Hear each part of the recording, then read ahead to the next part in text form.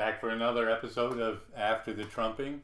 This is episode 1 of 2 that are going to deal with what I mentioned in the last episode of 10 things specific to After the Trumping that I think we need to talk about. The first 5 will be setting a tone about making change based on where we're at in society. The second 5 are more specific examples.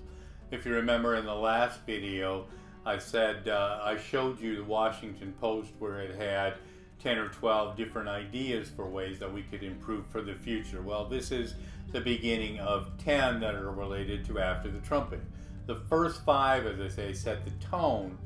The second 5 are more specific to things that I think are important. After that, it'll be somewhat more tied to where we're at in reality, what comes up issues. I gave you a hint about sex and Trump's sexual perversions.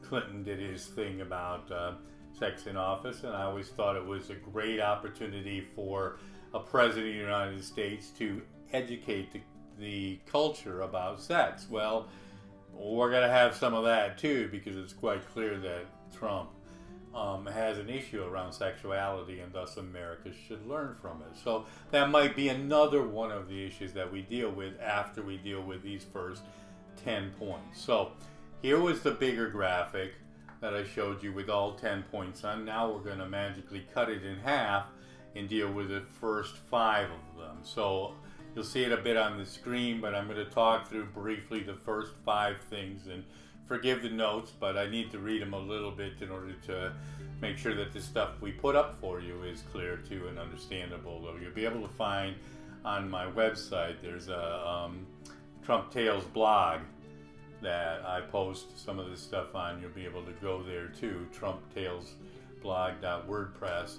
and see the specifics of this too if you want, and follow up and have some of the conversation over there. So, okay, this time we get to the top 5. Up here are the top 5 things to talk about, and these are what I call changing the game. It's about the feel of the environment of what the future is going to look like after the trumping. And there are 5 things. The first one I say is put optimism to work. We need to make people see that the good things about progress, about technology, are possible, that they create good things, they create action, they create change. There's absolutely no question about it but part of the reason why Trump is in office is because there's a lot of people who feel left out, insecure about the future and what's going to happen, and maybe even not prepared. They kind of don't get what's going on with technology and how it's going to affect them, because it's going to hurt some of them. It's going to help some, it's going to help us all, but it's also going to hurt some of us. So getting a grasp on the optimism, the sense that things are going to be better in the future, is a key part of it. That does not come across to many people in the years of Trump. So after the trumping is a time to rebuild that. Okay, point number 2, I call it tech yeah. That comes from some books that I'm writing, and it's pretty simple. Technology is a big word. Social media is too big in a word in a way for when you got limited characters, but we've come to accept words like tech or techno as an alternative to technology. And the techno part, the part that we hear a lot more of, is the no part. If you grew up with a lot of modern technology, getting from where we began to where we are now, we feel this frustration. Hardware doesn't work. Software doesn't work. Frustrating to try to upload a new version of some system coding, the programming that we have, and now it's done automatically online quite a bit, but it still doesn't do exactly what's promised. Well, that sense of frustration made us think that the no part is the important part of technology. I think we've come to accept that, yeah, there's something good here.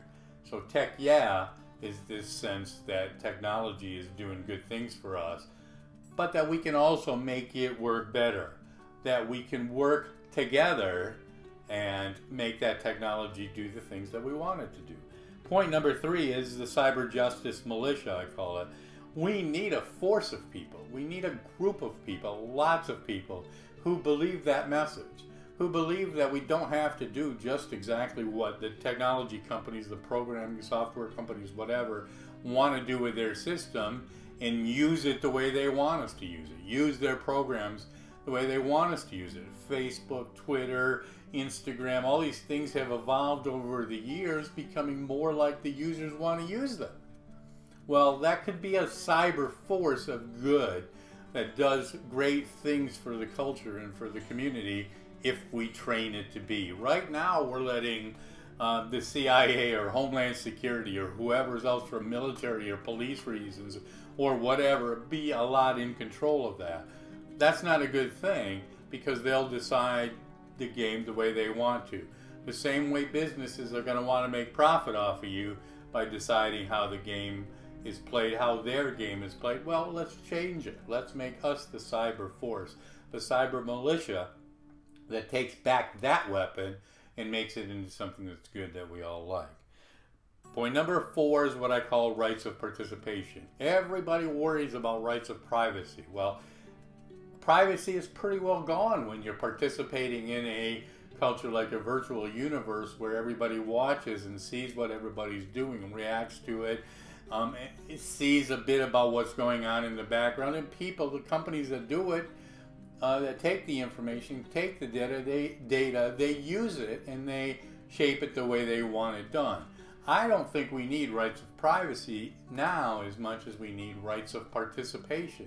What does it mean when we're online and using software and stuff? Well, if we agree, if we design new rules that says this is what it's about and let the world design that together, by the time we go through that process, we have a different feel, maybe a more positive feel for what being online, sharing, connecting is all about. Why again do we have to let somebody else do that for their interests?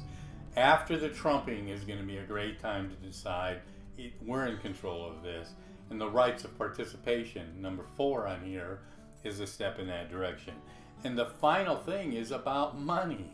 Anybody who has it or involves with it in any way knows that it's involved with a lot of bad stuff in our life.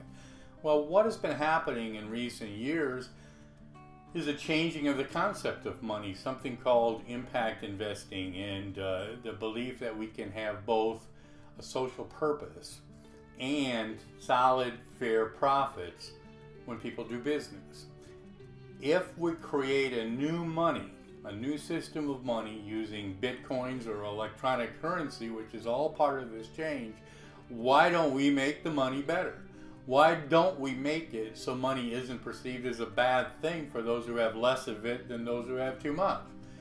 That's a key part, I think, of getting people to feel they can have a voice and an impact on what their future is going to be like. So those 5 things: optimism, the tech as opposed to the techno part of the technology that we use, working together in a militia, having rights of participation, and using money as an example that the future can be better than the sense of unfairness or injustice of the past. Those are the first 5 things that I think is going to happen or will happen to some degree after the trumpet. So I want us to get to the point where we recognize that and come out of the Trump administration thinking there is something better heading our way. Thanks for participating. Subscribe if you haven't done it already. Come on board and argue with me, but appreciate it. My name is Alan. We'll see you next time on After the Trumpet.